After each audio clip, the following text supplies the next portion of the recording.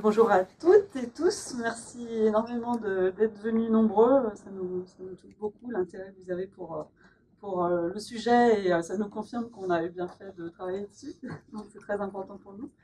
Voilà, donc je suis Marie d'Orange, je dirige la startup au plat. Je vais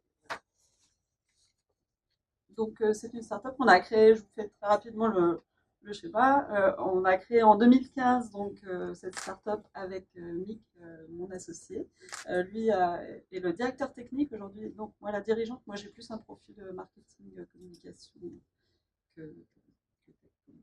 Pardon, excusez-moi, je vais plus à l'aise. Donc aujourd'hui, on a été donc, deux au départ et aujourd'hui on est 10 personnes. Donc on est vraiment fiers, on est une super équipe. Depuis 2015, on a travaillé en R&D, c'est-à-dire qu'on a codé notre logiciel avec des financements publics et d'autres personnels de manière à pouvoir investir. Et aujourd'hui, on est vraiment très fiers parce qu'on a réussi à sortir nos premières versions depuis le début de l'année du logiciel et donc à lancer la commercialisation, ce qui a fait agrandir l'équipe et nous ouvre énormément de perspectives. Voilà, c'est un logiciel donc, qui s'appelle Opla, qui est dédié à la création de chatbots. Donc, ça va être le thème, on va énormément en parler. Ce qu'il faut savoir, les chatbots, c'est un domaine de l'intelligence artificielle. On a notre cellule de R&D, donc on investit beaucoup dans la recherche, etc. Au niveau informatique, bien entendu, dans ce cadre. Et c'est pour ça qu'en fait, j'ai sauté une slide. Je vais vous expliquer ce que sont les chatbots et ce qu'ils ne sont pas. Et puis après, je passerai un petit peu la parole à mon associé qui vous parlera un peu plus technique. Donc, un chatbot, qu'est-ce que c'est? Alors, je suis obligée de partir des fondamentaux, c'est-à-dire qu'un chatbot, ce n'est pas un chat avec des bottes. Un chatbot, c'est l'association du mot chat, qui signifie en anglais conversation, et du mot bot, qui est la contraction de robot, donc un robot de conversation. On appelle ça aussi un assistant virtuel, un assistant conversationnel ou un AI assistant. Quand vous voyez le terme AI ou l'inverse IA, pardon, AI ou IA, ça signifie intelligence artificielle ou artificial intelligence en anglais, puisqu'on est dans un domaine où il y a beaucoup d'anglais. Alors, un peu d'histoire, c'est qu'en fait, vous allez vous dire, bah, les chatbots, je sais pas, mais je crois que j'en ai déjà vu et je me demande si c'est nouveau. Alors, en effet, il y a eu des tentatives de chatbot depuis longtemps, hein, puisque depuis les années 2000, il y a eu Clippy, pour ceux qui connaissaient, c'était Windows qui intégrait un petit assistant sous la forme d'un trombone pour vous aider, mais ça n'a pas été très concluant dans leurs essais. Et puis même en 2007, il y a eu Michelin qui a créé un chatbot avec le bonhomme Michelin qui répondait à des questions. Le problème de ces assistants comme ça, c'est que la technologie ne permettait pas de les rendre très intelligents, donc ils étaient extrêmement limités. Et du coup, déception, etc., des utilisateurs. Par contre, au niveau de l'imagination, là, il y a eu beaucoup plus de choses de faites et c'était assez débridé et ça depuis très très longtemps, depuis les années 50 même, on rêve d'un robot qui va tout faire à notre place, avec qui on va pouvoir discuter, etc. Et puis après, la science-fiction s'en est emparée, ou même pas après, en même temps, sans doute, à créer les films que vous connaissez sûrement pour certains encore mieux que moi. Et puis même récemment encore, il y a des assistants virtuels, on peut tomber amoureux de son assistante virtuelle, etc. La création, la fiction, la culture est sans limite dans l'imagination qu'on peut avoir. Par contre, en réalité, malgré que l'intelligence artificielle, on vous dit que c'est magique très souvent, on croit même aux émerveilles, en réalité, il y a des limitations et finalement, elles sont aussi bienvenues par certains aspects. Et donc, il faut faire attention à beaucoup de promesses et qui peuvent générer aussi des déconvenus pour les utilisateurs ou pour les, le public qui va découvrir que finalement ce n'est pas du tout à quoi il s'attendait. Et voilà, donc ça peut générer de la déception parce que rien n'est magique. La technologie, ça progresse progressivement, même s'il y a des avancées rapides à certaines époques. Et maintenant, donc, je vais en effet laisser la parole à Nick pour vous parler d'un petit peu d'intelligence artificielle, juste pour vulgariser quelques principes là-dessus et donc les limites et les possibilités. Voilà. Bonjour, merci Marie. Oui, donc moi, je m'occupe de la partie technique et aussi de la partie intelligence artificielle. Maintenant, on a engagé depuis 6 mois maintenant une docteure en intelligence artificielle qui s'occupe de ce qu'on appelle le Natural Language Processing. Donc bon, l'intelligence artificielle, en fait, c'est pas nouveau. Ça a démarré en 1950 avec Alan Turing, qui a un peu posé les bases, en fait, notamment avec le test de Turing. Donc, Alan Turing, c'est un mathématicien qui a travaillé notamment pendant la Seconde Guerre mondiale sur la cryptographie. Et en fait, ceux qui ont réellement fondé la discipline ont fondé aussi le MIT, sont Marvin Minsky et John McCarthy, qui eux ont vraiment théorisé en fait l'intelligence artificielle. Donc, qu'est-ce que l'intelligence artificielle? Marie a expliqué que donc il y avait IA ou AI. Donc c'est un programme informatique qui s'adonne à des tâches en fait qui actuellement sont accomplies de façon plus satisfaisante par des humains. Donc on essaye en fait de simuler le comportement humain par des programmes informatiques. Et cette simulation en fait, dans un premier temps, on a commencé par faire de la simulation qu'on a dans l'autre sens. Voilà. En fait, dans l'idée, c'est que l'intelligence artificielle, il y a pas mal de sous-domaines. Depuis les années 50, en fait, il y a plein de chapelles, plein de terminologies extrêmement complexes. Nous, on est au niveau du NLP, du Natural Language Processing, donc c'est tout ce qui est le traitement du langage et de la conversation. On se situe à ce niveau-là, au niveau de notre recherche et de notre outil. Donc, au niveau de l'intelligence artificielle, on a commencé en fait dans les années 50 et après, enfin 60 par faire de ce qu'on appelle de l'AI symbolique. En fait, ça reprend grosso modo l'idée de la programmation. On essaie de programmer en fait le comportement d'un robot, d'une intelligence. Donc à partir de règles et de plus en plus à partir de bases de connaissances, à partir d'une FAQ ou d'autres bases de données, en fait, on va essayer de répondre avec précision à un problème déterminé. Et là, tout le problème justement est là, c'est qu'on doit trouver tous les cas d'usage en fait d'un problème. Donc si jamais justement on travaille, on essaie de fonctionner avec un robot qui n'a pas ce problème déjà mis en base, en fait le robot il aura du mal à répondre, et il dira je ne comprends pas, ou alors dans le meilleur des cas il dira je ne comprends pas. Et à ce niveau-là on devra recréer et améliorer le robot. Et est apparu aussi, c'est plus récent, c'est dans les années 80, l'IA statistique, tous les réseaux neuronaux, etc. Et c'est devenu très très important maintenant parce qu'en fait on a en fait toute la matière pour pouvoir fonctionner au niveau de cette intelligence statistique, c'est-à-dire qu'on a les données, le big data et tout ce que les GAFA ont comme données, et aussi les entreprises en fait. Michelin a énormément de données. Et à partir de ces données, en fait, on va pouvoir les traiter de manière statistique pour pouvoir, à partir de ces échantillons tests, en fait, déduire une réponse. En général, en fait, ce qu'on s'est rendu compte, c'est que ce système d'AI statistique fonctionne assez bien pour les images. C'est très bien ça. On arrive à détecter que c'est un chat. Bon, on arrive à détecter que c'est un chat. On peut aussi détecter que c'est un chien, voilà. Donc on arrive à des résultats assez impressionnants, et notamment au niveau des traitements photos. Je ne sais pas si vous avez vu les derniers téléphones de chez Google qui utilisent l'intelligence artificielle et qui arrivent notamment sur des photos de nuit à recréer en fait la photo et bien meilleure en fait que l'œil humain en réalité.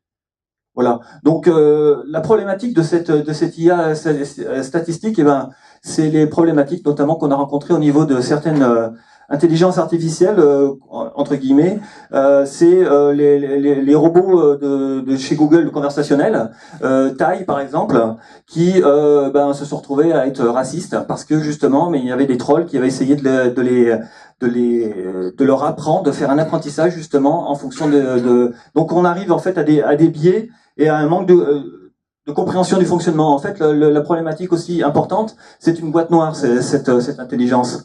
On a toute une ramification de traitement au niveau des données, mais le problème c'est qu'on n'y comprend rien. Et beaucoup de personnes savent pas, actuellement, on ne sait pas comment ça fonctionne. On a des idées, mais on ne sait actuellement pas vraiment comment ça fonctionne. Donc au niveau de l'intelligence artificielle, on en est actuellement à un point de blocage au niveau de ça. Ça fonctionne très bien sur les images, mais au niveau conversationnel, notamment dans notre domaine, c'est pas encore la meilleure solution en fait pour pouvoir Donc voilà, on arrive justement sur ces dérives et ces contraintes, notamment, en fait, on est sur des prédictions statistiques en réalité pour faire simple. Étant donné qu'on a des machines qui arrivent à calculer de manière très très rapide, on peut simuler en fait des réponses. Mais si on a à la base des statistiques ou des données qui sont faussées par exemple des biais, par exemple les données de conversation sont liées à un homme blanc, eh ben, on aura des problématiques quand ce sera une femme qui voudra utiliser les données. Voilà. Donc on a pas mal de contraintes, notamment en France actuellement au niveau de l'intelligence artificielle, tout ce qui est au niveau de l'éthique. Voilà. Donc il y a beaucoup de choses, et il y a beaucoup en fait beaucoup d'incompréhension et d'erreurs à ce niveau-là, selon moi. Parce que donc oui, là je reviens sur les défis. Donc selon moi, il y a une troisième voie encore à trouver au niveau de l'AI, et c'est justement ça que nous on essaye avec nos moyens, nos moyens de trouver. Et là, qu'on soit un GAFA ou une start-up, on est tous à pied d'égalité. Là, je prends la courbe de Gartner au niveau de la hype. En fait, là, on est vraiment sur de la prospective et de la recherche à long terme. Nous, on est sur les Connective Expert Advisor, sur vraiment les assistants, tels qu'on les voit par la suite au niveau d'une entreprise, c'est-à-dire les assistants qui vont pouvoir, de manière autonome, aller chercher des données, pouvoir traiter des données, etc. On est là-dessus. Mais là, c'est une prospective sur 10 ans. Et dans l'état actuel, c'est très difficile d'arriver à ça. Mais on peut, ce qu'on va montrer avec Enedis, on peut, même dans l'état actuel de la technologie, arriver à un résultat intéressant au niveau des chatbots et de l'intelligence artificielle. Donc, au niveau des acteurs de l'IA, en fait, là, on se rend compte qu'il y a une grosse problématique, surtout en Europe.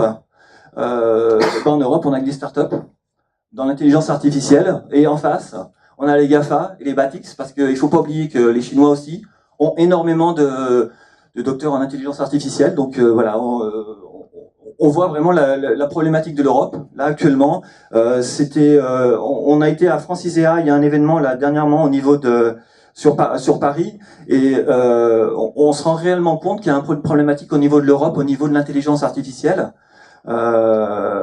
où l'Europe ne prend pas assez conscience qu'on est en train de s'enfermer et d'être obligé d'utiliser les outils des autres puissances en fait. C'est cool d'utiliser Google, voilà, on peut utiliser leurs outils, il n'y a pas de problème, mais au problème derrière, on ne sait pas ce qu'ils font de nos données. Et ça, c'est une problématique pour les grandes entreprises. Voilà. Donc nous, on essaie de travailler justement sur la transparence aussi de l'intelligence artificielle. Voilà. Donc au niveau des perspectives, ce que j'essayais d'expliquer, c'est que donc l'humain, on ne pourra pas le remplacer. Ça, c'est vraiment un point vachement important dans toutes les ruptures technologiques, parce que là, on est vraiment dans une rupture technologique. Le train, il n'a pas remplacé le cheval. Bon, on n'utilise plus le cheval pour se déplacer, mais on utilise la voiture, on fait tous les moyens de locomotion. C'est pareil pour l'avion, on n'utilise plus les oiseaux. Enfin non, les oiseaux, c'est les autruches. Mais bon, un robot sera toujours une machine au service de l'homme. On n'aura jamais de robots qui remplaceront l'humain. Ça, c'est dans les films de science-fiction, etc. C'est cool, hein, mais bon, on n'y arrivera pas. Là, il faut vraiment le voir comme un assistant. Et c'est vraiment sur là-dessus qu'on veut travailler. J'espère que vous n'êtes pas un peu perdu, mais c'est vraiment l'idée. On crée pas seulement un outil au niveau de Hopla, on essaye d'avoir une vision un peu plus loin dans la prospective pour dire, bon, bah là, c'est où on tend en fait. Voilà. Bon, j'espère que vous n'êtes pas trop perdu, mais j'essaye d'avancer là-dessus. Voilà. Marie, vas-y.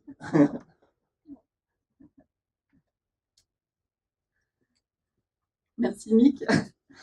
Donc, je reviens à nos pénates de chatbot. L'avantage d'automatiser des échanges qui sont automatisables, c'est que c'est la disponibilité, c'est-à-dire qu'on peut gagner que les réponses sont instantanées et que donc jour et nuit on obtient un résultat sans déranger personne.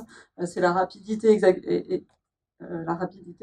puisque une machine aujourd'hui, avec les nouvelles puissances de calcul, sont capables de réaliser des tâches extrêmement complexes ou d'aller chercher dans un nombre faramineux de données en un temps quasiment immédiat.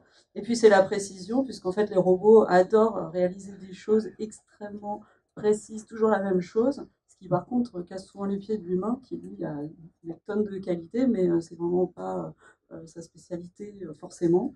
Et donc les robots sont des outils incontournables. Donc nous, on est dans le domaine robot virtuel, mais ça reste de la robotisation de toute manière, même si on met de l'intelligence au contraire, hein, c'est encore plus ça un robot.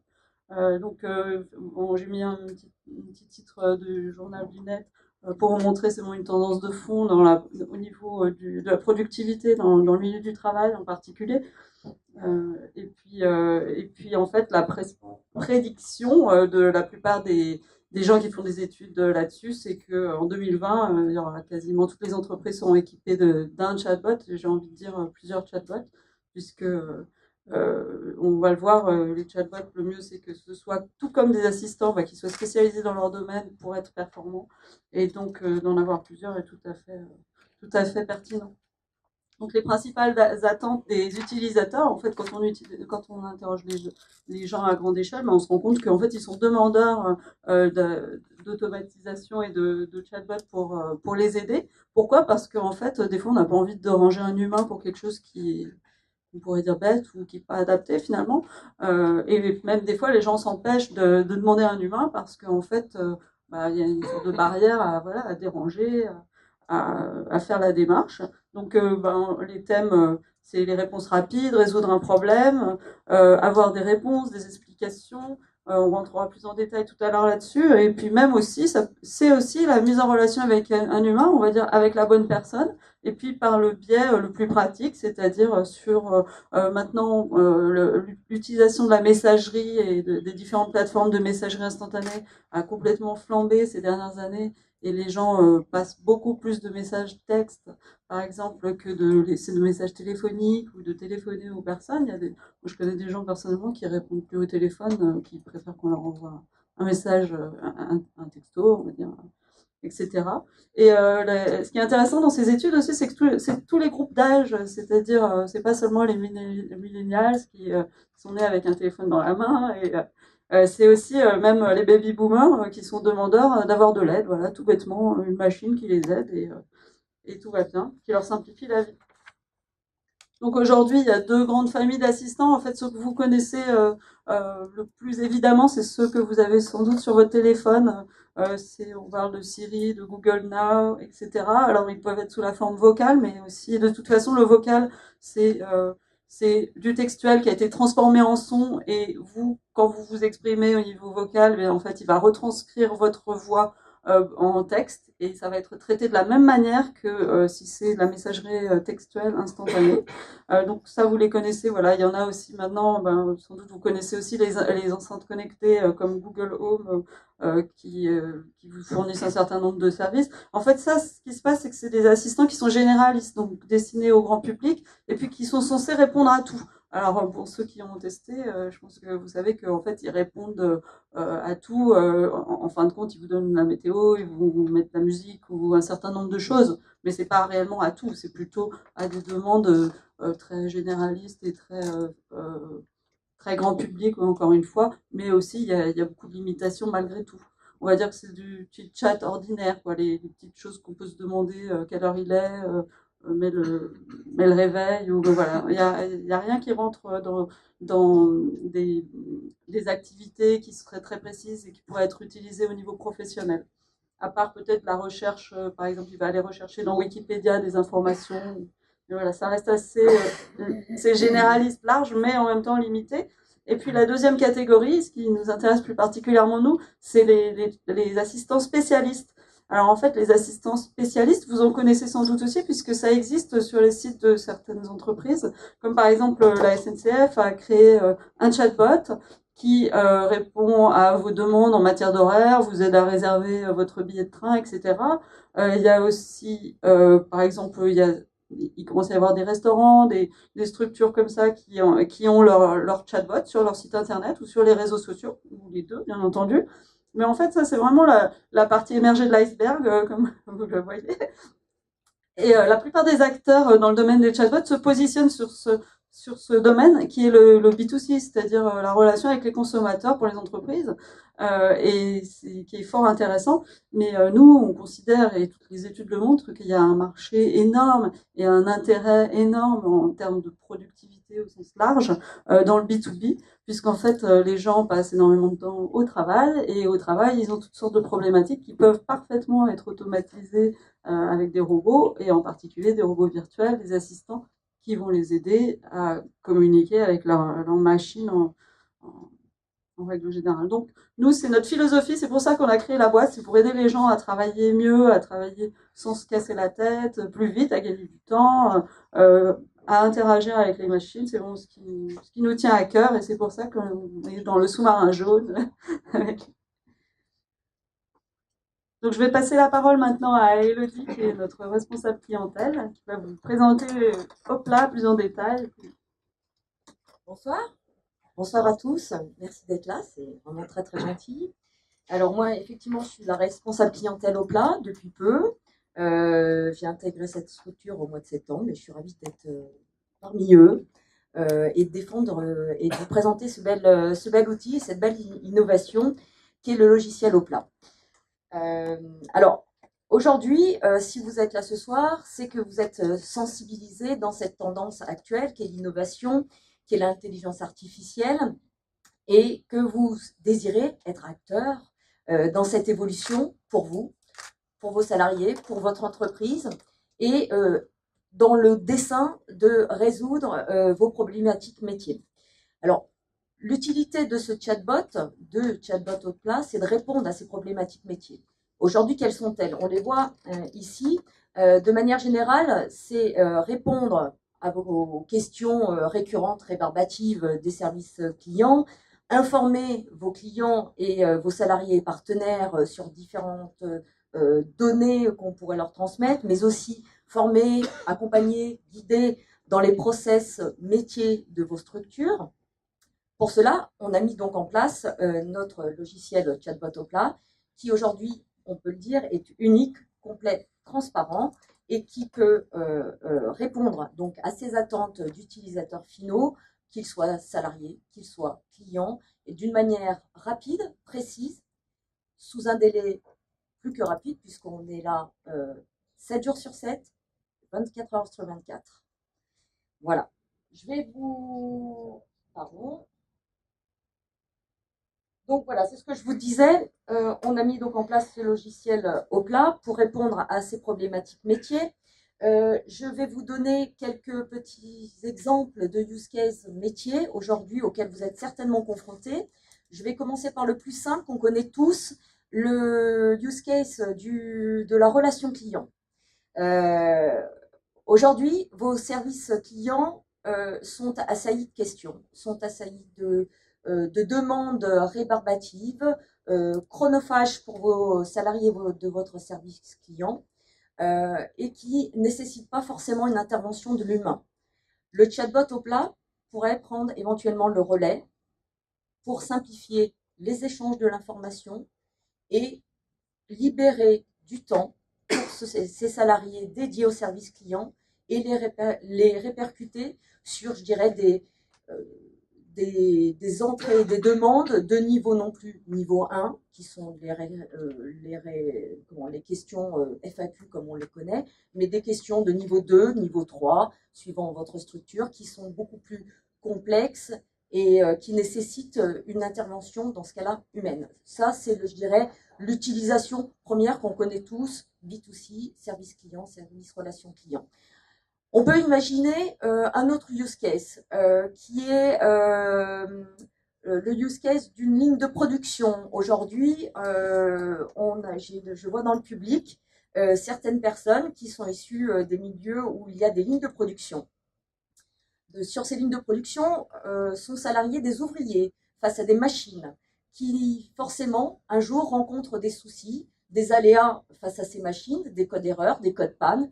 Et face à ces aléas, nous, le logiciel Hopla permettrait à ces ouvriers, à ces salariés, de pouvoir solutionner ces pannes et ces codes erreurs en leur donnant l'information sur le process à suivre, toutes les étapes de validation et clés de validation pour solutionner leurs problèmes à l'instant T sur leur ligne de production. Enfin, on peut également penser à un autre usage pour le logiciel au plat qui serait sur le salarié, je dirais plutôt lambda. On sort de la ligne de production, on rentre dans l'entreprise, dans n'importe quel service.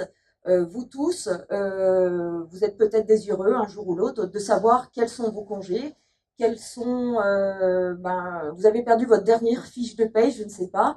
Vous souhaitez interroger le service RH. C'est complexe. S'il faut faire intervenir l'humain, on va déranger plusieurs personnes. Ça nécessite des différents niveaux de validation pour accéder à l'information, pour accéder à la fiche de paye, etc. Là, pour le coup, le logiciel au plat, c'est très simple. On est en phase, on s'interconnecte via des connecteurs au logiciel existant. On interroge ce logiciel, la personne s'identifie, demande par exemple combien me reste-t-il de congés. On lui répond très simplement bonjour Madame Martin, à l'heure d'aujourd'hui, il vous reste 3 jours de congés payés. Voilà, je vous ai présenté grossièrement 3 use cases. On peut imaginer bien d'autres utilisations, tout en sachant que ces utilisations, on ne veut pas perturber le salarié ou l'ouvrier. Donc ça veut dire que le logiciel au plat ne nécessite pas une interface spécifique. Il va s'implémenter sur les outils connus et déjà utilisés du salarié. On ne bouscule pas les habitudes, on s'intègre aux habitudes. Pour cela, on va s'implémenter sur les outils connus, c'est-à-dire le site internet, vos intranets, vos messageries actuelles, bien d'autres supports que en fait, les salariés utilisent, je dirais, tous les jours.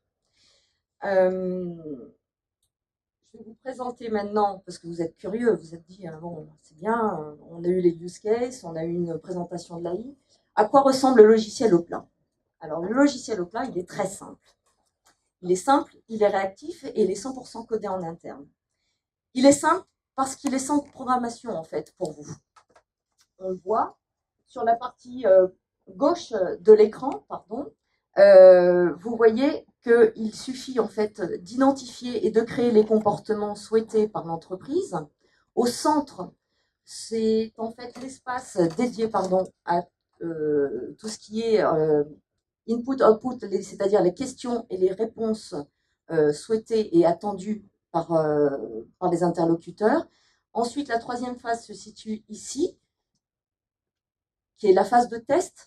En fait, vous pourrez tester à l'instant T les inputs et les outputs que vous aurez préalablement renseignés sur la partie centrale. Et une fois le test réalisé et validé par vos soins, la publication se fait automatiquement. Par un clic. Pardon, pas automatiquement. Par un clic. Voilà.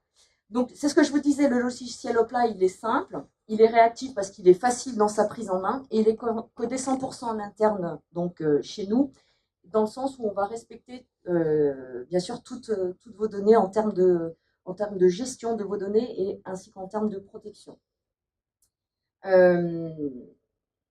Aujourd'hui,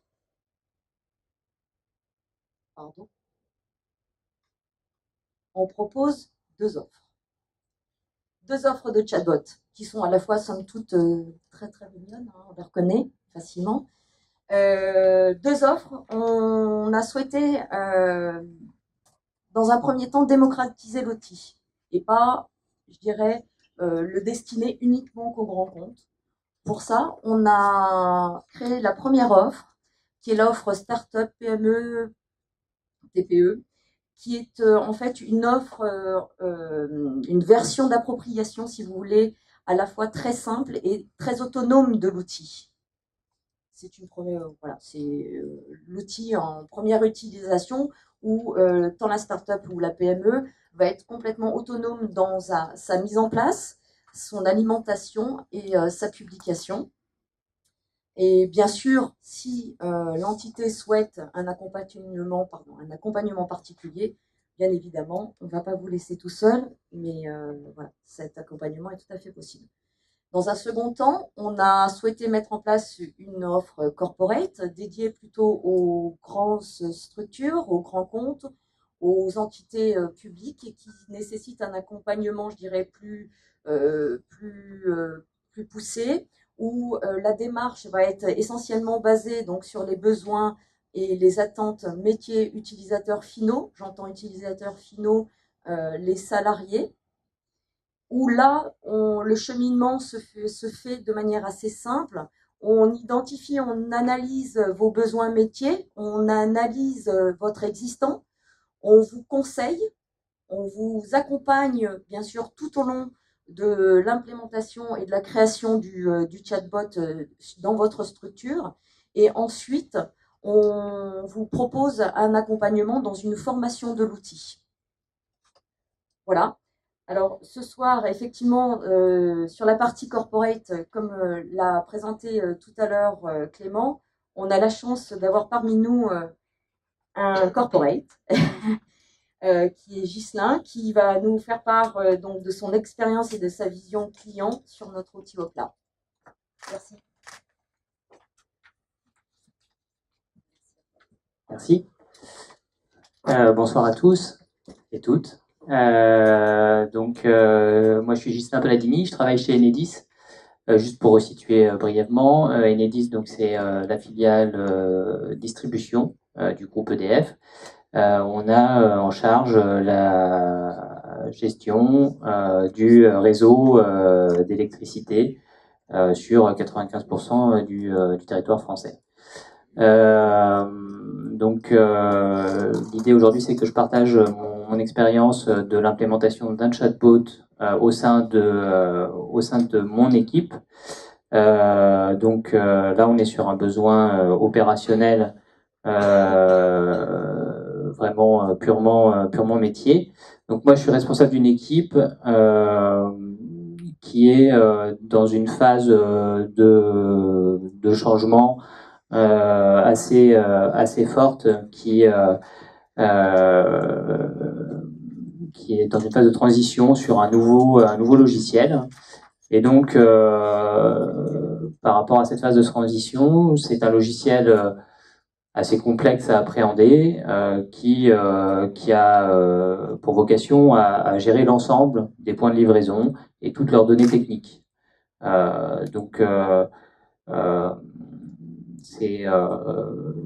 On utilisait un ancien outil qui pour moi ressemblait plutôt à un Minitel. On passe à quelque chose d'un peu plus récent.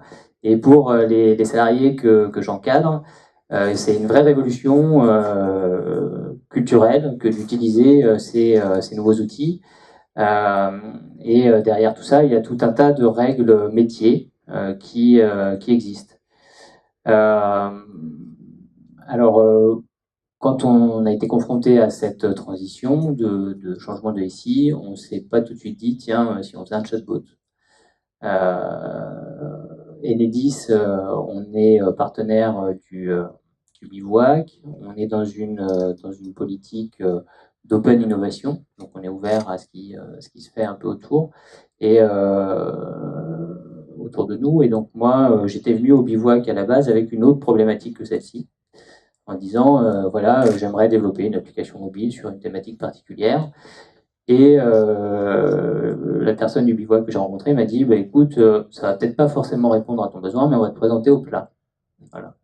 Donc j'ai eu la chance de rencontrer Opla, qui m'a présenté ses outils. Un des gros avantages qu'on a vu, nous, en tant que grand groupe, c'est d'avoir un outil qui est développé, ils l'ont dit, mais je le répète, parce que ça a été important pour nous et ça a fait partie de la prise des éléments qui nous ont permis de prendre une décision, de se dire on va utiliser cet outil-là plutôt qu'un autre, parce que finalement, on a vu, il y a beaucoup d'acteurs sur ce marché. Et donc un outil totalement intégré, avec un codage qui est fait par eux, qui n'est pas dépendant d'autres outils open source qui peuvent à un moment donné péricliter. Donc pour nous, c'est un des gros avantages que de pouvoir travailler avec ce type de startup. Et donc, voilà, ils m'ont présenté leur outil, je me suis dit, tiens, c'est intéressant. Moi, je le voyais plutôt orienté client. Et ils m'ont ouvert l'esprit en disant, mais ça peut aussi être en interne, par rapport à vos salariés, leur proposer de l'accompagnement sur un outil, un nouvel outil. Donc là, ça a fait tilt dans ma tête. J'en ai parlé en interne avec les salariés qui étaient confrontés à la problématique, en leur disant voilà, il y a cette possibilité-là qui existe. Est-ce que c'est quelque chose qui serait susceptible de vous intéresser en termes d'accompagnement du changement? Est-ce que c'est quelque chose qui va vous aider? Voilà un peu les fonctionnalités que ça peut apporter. Et est-ce que c'est quelque chose qui peut être amené à vous intéresser, qui va être facilitant dans la conduite du changement et dans votre quotidien de travail? Et donc, ils ont adhéré à l'idée. Ils ont voulu être contributeurs aussi. Donc, je suis revenu vers Opla. On a identifié le besoin en disant on va développer ce chatbot donc dédié aux salariés pour répondre à leurs questions métiers sur l'utilisation d'un logiciel complexe. On a travaillé donc en partenariat entre des salariés directement utilisateurs finaux de l'outil et Opla pour traiter dans un premier temps 2 cas métiers. On a traité 2 cas métiers, on a fait un POC sur ces 2 cas métiers. Ça a été concluant. On a réussi à faire quelque chose de fonctionnel, d'ergonomique, qui répond aux attentes des salariés. Moi, je l'ai présenté en interne aux salariés. Ensuite, bon, après, on est dans un grand groupe, donc on a aussi, moi, en tant que chargé de projet, on va dire, autoproclamé, j'ai aussi beaucoup de barrières à passer en interne, enfin de barrières, d'étapes à passer en interne. On a une DSI, une énorme DSI avec des contraintes en termes de sécurité de nos systèmes d'information. On ne peut pas non plus faire entrer n'importe qui. Donc on a, voilà, enfin, on est on a des étapes aussi à franchir. Donc on franchit ces étapes petit à petit pour pouvoir généraliser cet outil. Donc là, on entre dans cette phase de généralisation maintenant, d'industrialisation du processus, vu qu'on a réussi à faire quelque chose de fonctionnel sur une petite partie des cas métiers existants. Donc l'envergure du projet devient maintenant nationale. On est parti d'un cas métier de salariés de la DER Auvergne pour dire finalement la problématique que nous on rencontre, qu'on a identifiée, elle est commune aux 25 directions régionales d'Enedis. Donc maintenant le métier national s'intéresse à ce projet-là, associe des compétences aussi de ceux qui sont à l'origine de la rédaction des fiches, des modes opératoires, des cas métiers que l'on doit transposer en termes d'input, de connaissances dans l'outil Opla. Et donc, on va travailler en partenariat du coup avec des experts nationaux maintenant, des utilisateurs finaux locaux, parce que ça restera Made in Auvergne quand même, qui vont eux être amenés à tester l'application une fois qu'elle sera plus alimentée en termes de connaissances. Et derrière, le projet a été présenté cette semaine au niveau national et donc serait repris par les 25 directions régionales d'Enedis. Voilà, ce que je peux vous montrer, c'est concrètement, alors est-ce que ça va marcher, le fait qu'on l'ait mis en PDF? Oui, voilà, donc la forme que ça prend pour un salarié de chez moi qui est amené aujourd'hui à poser des questions sur son application métier. Alors ça n'a pas grand intérêt pour vous, hein, ça traite de CH 0,93, etc. Ça va pas vous parler comme ça, mais c'est juste pour vous montrer comment, vu d'un salarié, ça peut, voilà, dans son quotidien. Ce qui est intéressant, c'est qu'au-delà de l'apport de connaissances, on a aussi une petite aide avec alors on appelle ça un PDL, peu importe, mais des numéros d'affaires ou des numéros de point de livraison qui sont préenregistrés et qui sont réutilisés un peu plus tard, lorsque le salarié en aura besoin, on lui restitue. Et donc Ça, c'est au quotidien, demain, quand on aura alimenté avec toute la base de connaissances, ce sera une vraie aide pour les salariés. Comme on le disait, ça va pas les remplacer, ça fera pas le boulot à leur place, hein, c'est pas l'objet, mais c'est vraiment de leur faciliter. En termes d'avantages, moi, ce que j'y vois en tant que manager, c'est que on va permettre une certaine homogénéisation des pratiques, parce que, alors, enfin, moi, je suis manager d'une équipe qui fait une 60aine de personnes, réparties sur 5 sites sur l'ensemble du territoire auvergnat. Chacun de son côté peut avoir à un moment donné une dérive sur l'utilisation d'une procédure, va un peu modifier. Là, le fait d'avoir cette corde de rappel et de pouvoir dire là, je suis plus sûr de moi, je vais reposer la question, on tend vers l'homogénéisation des pratiques. On identifie aussi, en tant que manager, des besoins de formation, parce que si on voit des questions récurrentes sur une thématique particulière, eh bien, on va se dire que il y a peut-être besoin, si tous les agents, les 60 agents de mon agence se posent les mêmes questions sur cette thématique-là, il y a peut-être besoin de refaire une formation. Donc, on va pouvoir identifier des besoins de formation. Et puis aussi, autour de pratiques professionnelles, on a beaucoup de connaissances tacites qui sont créées. Les gens se notent sur un petit coin dans un cahier une petite astuce, quelque chose qu'ils partagent avec 2-3 collègues autour d'eux, mais ces connaissances tacites ne sont pas partagées. Donc moi, l'avantage que je vois aussi, c'est de pouvoir expliciter ces connaissances, de pouvoir les incrémenter en tant qu'input dans l'outil, et que demain, elles soient partagées par l'ensemble des collègues qui pourraient être amenés à utiliser ces astuces qui sont aujourd'hui pas écrites dans les procédures. Donc ça va être quelque chose qui va continuer à s'améliorer et à engranger de la connaissance pour avoir quelque chose qui soit le plus complet possible et qui réponde à la majorité des cas métiers. Voilà, j'ai terminé pour mon témoignage. J'espère que ça vous a donné envie à votre tour d'implémenter des chatbots dans vos entreprises.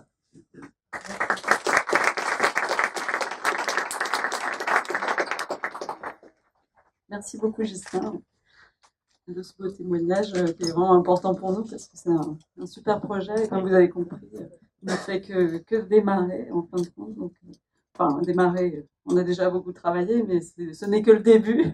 Et on a encore plein de projets, donc c'est vraiment super. Une question. Bien sûr. Une question. À partir de cet exemple, là, ce serait peut-être intéressant d'illustrer, vu de l'utilisateur, la formulation de sa question. Parce que c'est des procédures assez complexes, hein, qui sont montrées. S'il y avait qu'un mot-clé, c'est très simple, mais la formulation du départ était déjà une phrase un peu complexe. Or, chacun ne la formule pas de la même manière. Alors, comment ça se passe, justement, pour que le système reconnaisse correctement le vrai besoin de l'utilisateur? Comment ça se passe? En effet, il identifie si la personne ne lui donne par exemple qu'un mot-clé, puisqu'on est dans des choses très techniques, lui il les reconnaît immédiatement et donc il va répondre la réponse qui est prévue pour le cas. Ça c'est le process bête, on va dire. Après, au-dessus de ça, nous on rajoute ce qu'on appelle le NLP, c'est-à-dire le Natural Language Processing, qui est donc justement ce domaine de l'intelligence, entre guillemets, qui permet d'analyser les choses qui sont écrites et de faire des corrélations entre différentes choses qui peuvent avoir des significations similaires. Voilà. C'est un domaine dans lequel comment dire, qui est en devenir aussi pour tout le monde, hein. Il n'y a pas que nous, tous les acteurs qui travaillent là-dessus travaillent à améliorer la reconnaissance des choses qui sont exprimées par les humains pour arriver à comprendre tous les cas. On n'en est pas du tout à comprendre tous les cas, on essaie de comprendre de plus en plus de cas en rajoutant des algorithmes, en rajoutant des choses techniques que Mick citerait mieux que moi. Et voilà, tout ça pour dire que voilà, cette intelligence est en cours de construction, que tous les acteurs dans le monde travaillent dessus. Et pour l'instant, il y a des choses qui ont progressé et il y a des points de blocage. Et bien entendu, le but est de comprendre toutes les façons de dire les choses, mais même un humain ne comprend pas toutes les façons de dire les choses non plus. Donc, sur cette expérience-là, le retour de l'expérience utilisateur est suffisamment positive pour justement qu'il y ait un déploiement. Oui. C'est la concrétisation qu'on est suffisamment proche de quelque chose qui est acceptable par l'utilisateur. Oui, tout à fait. Parce qu'il envoie la valeur ajoutée, même il peut lui arriver aussi de rencontrer les limites des possibilités, mais il envoie un bénéfice clair, et je pense que c'est ça. L'humain aussi a sa façon de s'adapter en se disant, bon, je vais lui dire ça simplement pour qu'il me réponde, voilà. Bah, c'est ce qu'on fait en fait. Hein. Nous, on est très plastique, encore plus que l'informatique justement. C'est qu'on s'adapte et on sait très bien qu'on parle. On n'est pas dans les robots pour nous qui simulent l'être humain. On veut pas duper l'humain. On aime l'humain et un humain, quand il a une relation avec un humain, ça n'a rien à voir. On est dans des machines qui vont les aider en essayant de comprendre au maximum le langage naturel pour que ce soit facile pour eux de réaliser ce qu'ils ont envie de réaliser sans s'embêter à se souvenir qu'il faut faire telle manipulation, il faut tel code, telle fonctionnalité. Si le système comprend mal la question, il propose de reformuler. Ça oui. Oui. Ah, et donc il y a un deuxième essai. Oui, il pose d'autres questions pour essayer de mieux cibler. C'est ça qui est rassurant. Oui. Oui, on peut rentrer dans une sorte d'entonnoir, entre guillemets, ou en tout cas d'arbre, qui va guider la personne pour exprimer sa problématique. Parfois, les gens n'arrivent pas à exprimer clairement leur problème, c'est même assez souvent. Vous voulez rajouter quelque chose? Non. D'accord. Voilà, est-ce que d'autres personnes, vous avez des questions? Combien de temps de mise en place sur les zones de Gislin? Alors, Ça, je vais répondre. Bon. Bon, là, ça va être le côté humoristique, mais bon, on est face à un grand groupe, donc il y a l'inertie inhérente à un grand groupe. Voilà. Je parle chez vous, pas chez le grand groupe. Oui, mais en fait, on est obligé de prendre ça en compte. Là, pour ce genre de projet, on est sur un déploiement sur 3 mois, grosso modo. Voilà. Mais là, il est vrai que c'est relativement élastique et on optimise au fur et à mesure aussi, on améliore au fur et à mesure aussi le processus. Là, il est vrai qu'on est sur du processus un peu différent sur les corporates. Voilà. Juste rapidement, et déjà pour rendre hommage au travail de Ghislain, c'est qu'il arrive à faire des prouesses pour mobiliser. En fait, tout ce qui est lent avec les grands groupes en particulier, c'est d'arriver à signer le contrat, faire relire par le juridique et tout ça. Alors là, par contre, bon, là, l'inertie, elle y est. Par contre, quand on a quelqu'un en interne qui est vraiment motivé et qui a envie de faire bouger les choses, bah, en fait, en tout cas, dans ce cas-là, on s'est rendu compte que ça changeait tout.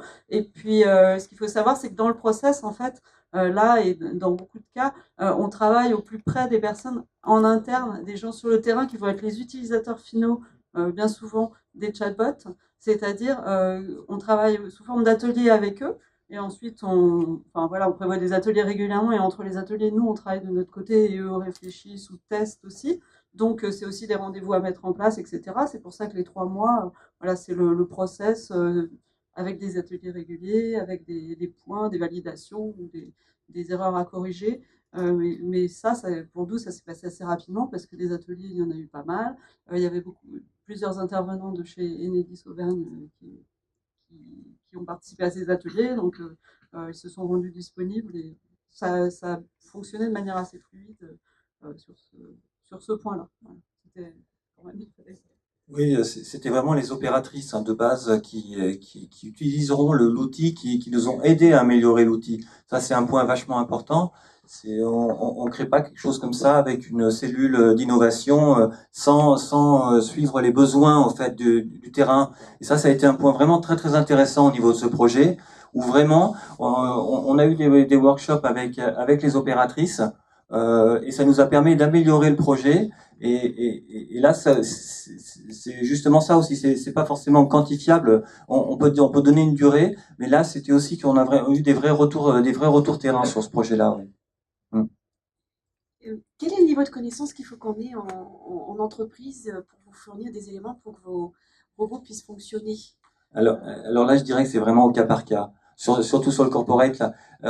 En PME, est-ce qu'il faut qu'on ait toutes nos fiches métiers de déployer? Non. Ou alors est-ce que vous arrivez avec des choses plus génériques? Je pense au tourisme, par exemple. On peut avoir des profils un peu tous la même chose. Oui, on n'a pas encore de versions, ce qu'on appellerait un template pour le web, spécial pour le tourisme ou des choses comme ça. Mais ça, c'est vraiment dans une... On y réfléchit pour la partie justement d'avoir des templates, des bouts de chatbot déjà pré-remplis pour certains cas particuliers. Ça, c'est une forme d'industrialisation, justement. Mais là, étant donné qu'on en est vraiment aux prémices de tout ça, on doit inventer, en fait, les méthodologies de travail. C'est aussi ça. Donc là, si on part sur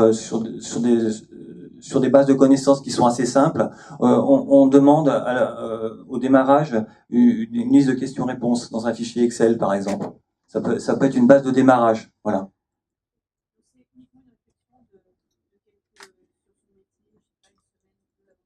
Voilà, c'est vraiment une réflexion à faire, et c'est aussi de partir sur un cas simple. C'est vraiment l'idée qu'on a fait chez Enedis, de pas vouloir tout faire dès le démarrage, mais de partir sur quelques cas avérés où on voit qu'il y a vraiment un besoin, et de le faire au mieux, justement, sur son besoin réel. Voilà, c'est vraiment là le point important.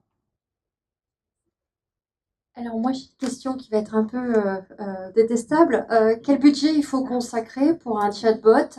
Voilà, une fourchette de prix, de combien à combien. C'est toujours un peu difficile, mais qu'on démystifie un petit peu ça, ce serait sympa. Merci. Tu veux parler de budget? Oui, le but, puisque c'est notre expert. Non, en fait, nous, l'idée de base, quand on a commencé à travailler sur ce projet, c'est de démocratiser les outils. On est, à la base, on est des fans de WordPress. Ceux qui connaissent WordPress savent que WordPress, c'est ce qu'on appelle l'open source. Open source, ça veut dire qu'il y a une version gratuite. Et puis là-dessus, une société, que ce soit WordPress ou d'autres, construisent des offres payantes. Donc on est vraiment dans ce schéma-là. Ça veut dire au niveau technologique, ça a énormément d'avantages, mais je vous passe les détails. L'open source, c'est pas le sujet.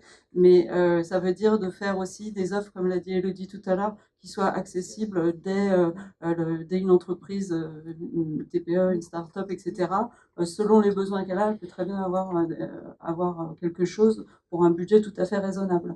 Voilà. Après, on adapte aussi, nous on a des connaissances importantes et donc on peut apporter aussi beaucoup de choses à des entreprises plus grandes et forcément des fois ça coûte un peu plus cher, mais c'est pas, voilà, c'est pas, vous n'allez pas devoir vendre votre maison pour avoir un chatbot. Je suis à moitié normande, à moitié auvergnate, alors reposez la question autrement. Voilà, et voilà. Bon, dans l'idée, en fait,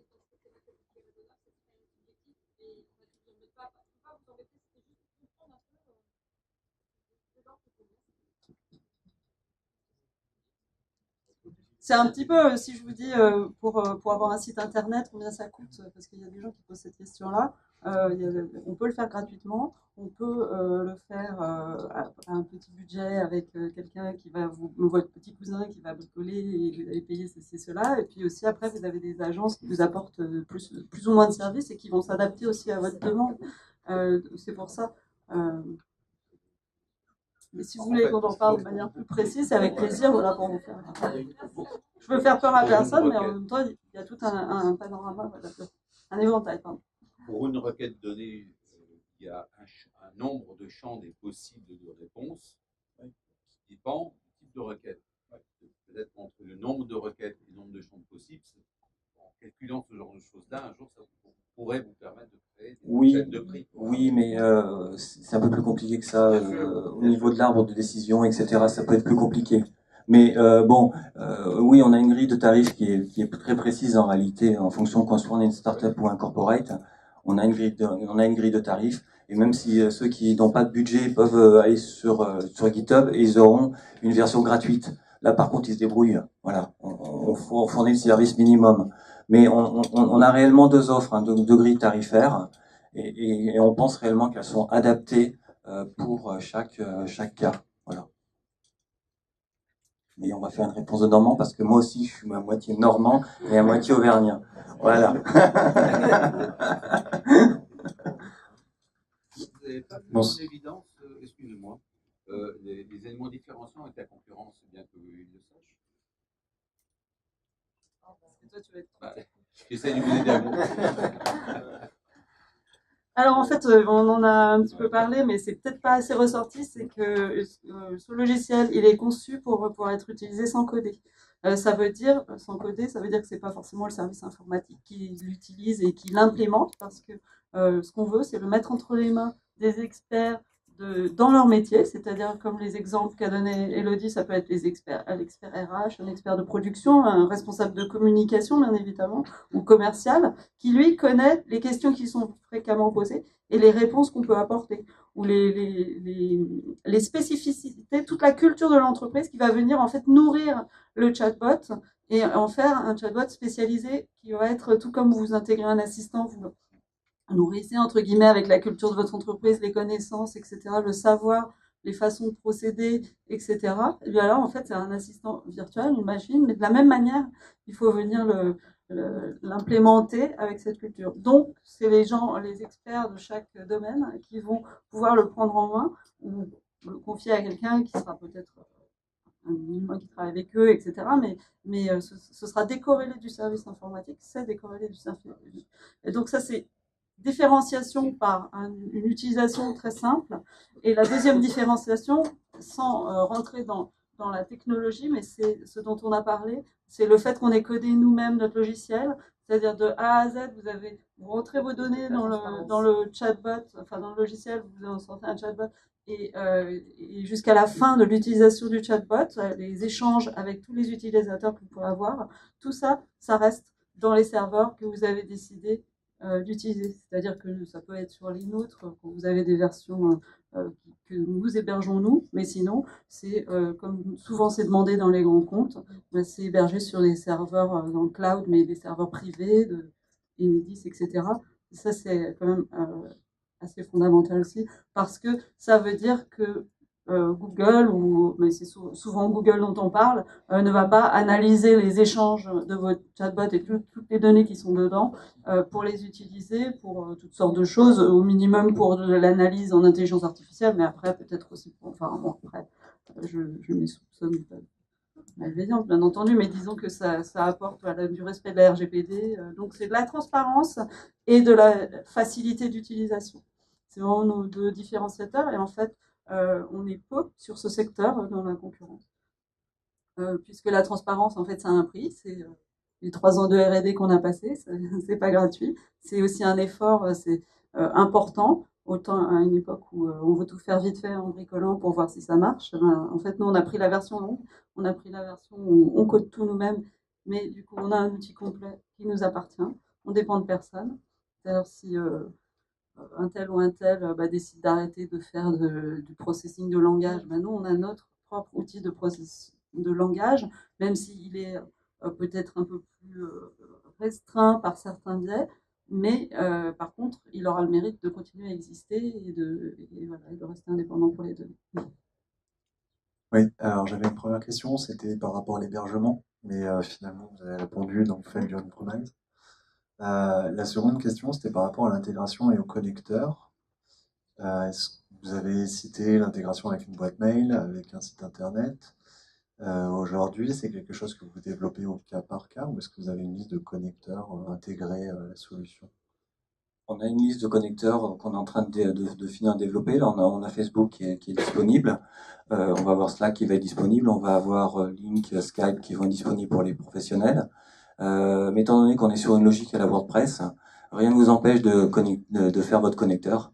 Voilà, c'est aussi l'idée de notre ouverture, de notre transparence. Si vous voulez rajouter des plugins comme WordPress, vous rajoutez votre plugin. Voilà.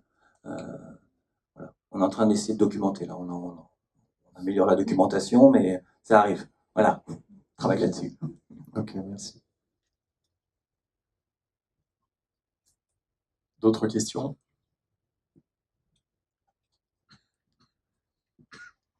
Je n'ai pas très bien compris à quel moment intervenait l'intelligence artificielle dans Hopla en fait.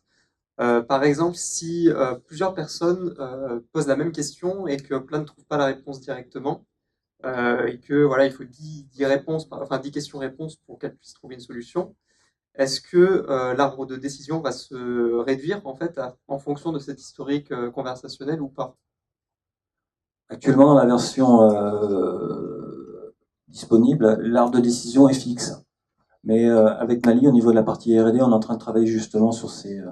j'ai pas voulu intégrer dès le départ en fait le machine learning et tout l'auto-apprentissage en fait parce que bah, justement les problématiques qu'ont eu Microsoft et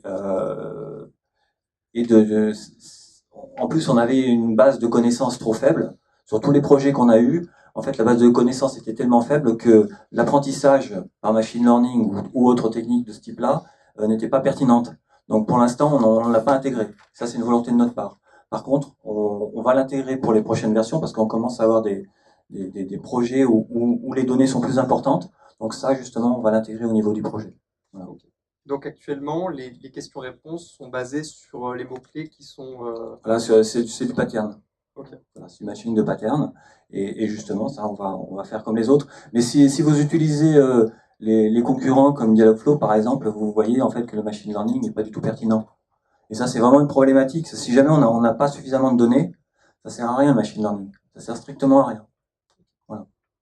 Merci.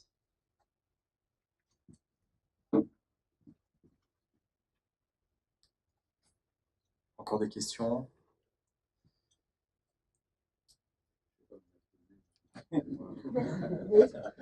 Le quota est dépassé. Logiciel propriétaire avec du code pour le client, comment il peut se garantir de la pérennité du système? Alors, là, je vais open source. Voilà, on a une partie qui est en open source, on a une partie qui est en code privé. Donc la partie qui est en code privé, on peut très bien la déposer, on va la déposer à l'APP ou sur un système d'enveloppe solo en fait. Donc ça, c'est des problématiques relativement simples pour la pérennité du code. Mais déjà, rien qu'avec la partie open source, le projet est pérenne. Bien sûr, il n'aura pas forcément les améliorations qu'on met sur la version pro, mais le projet pourra continuer à fonctionner. Voilà. Oui, ça c'est un point vachement important. C'est justement au niveau des listes, voilà. Ça c'est vraiment quelque chose que pour nous, on considère que c'est le plus important. C'est que le projet puisse continuer à vivre parce que nous, on fait pas du one shot. On veut vraiment faire des projets sur le long terme et c'est vraiment quelque chose qu'on essaie de mettre en avant. Voilà. C'est encore notre idée de transparence. J'ai une question sur le côté open source. Du coup, est-ce que vous avez développé déjà une communauté de personnes qui travaillent autour du code source que vous mettez à dispo déjà? Oui, c'est en démarrage. On n'a pas fait beaucoup de communication jusqu'à maintenant, même si l'open source existe depuis 1 an. On n'a pas fait beaucoup de communication, mais on a déjà des étudiants qui testent le logiciel et qui nous font des retours. Donc ça commence à se mettre. Mais il est vrai que créer une communauté open source, c'est compliqué, ça met du temps et ça demande des ressources aussi. Donc voilà, là actuellement, pendant 3 ans, on a vraiment voulu travailler dans notre coin. Après aussi avoir des clients, des premiers retours clients. Mais on a fait l'open source. Mais maintenant, là, on va mettre vraiment le paquet au niveau de la communauté open source et faire des événements. Là, bon, là, c'est un événement grand public, mais les événements comme ça, pour les développeurs, c'est quelque chose qu'on va mettre en place. J'ai commencé, j'ai fait quelques meet-up, mais il faut encore que vraiment là, c'est un truc qu'on va vraiment mettre en place. Voilà, c'est sûr.